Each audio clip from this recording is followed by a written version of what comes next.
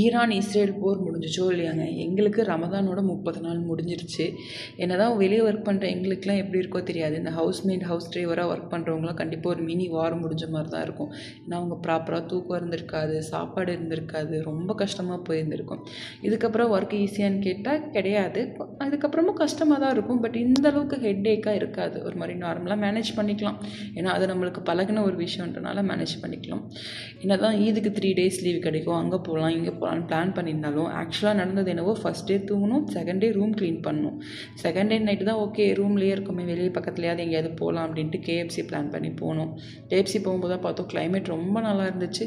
சரி பக்கத்தில் அப்படியே பார்க் போயிட்டு சாப்பிட்டுட்டு அப்படியே ஒரு வாக் போயிட்டு போகலாமேன்னு போனோம். என்ன தான் ஹீட் ஆரம்பிச்சிருந்தாலும் இந்த 1 week நல்லா ரெயினியாக இருக்கிறனால கிளைமேட் ஒரு மாதிரி என்ஜாய் பண்ணுற மாதிரி நார்மலாக இருந்துச்சு. எப்போ கேஎஃப்சி போனாலும் ரொம்ப க்ரௌடாகவே இருக்குது, நான் நோட் பண்ணிகிட்டு இருக்கேன். அதனால் நானும் ஒரு பிரான்ச் ஓப்பன் பண்ணலான்னு திங்க் பண்ணிட்டு தூங்க போயிட்டேன்.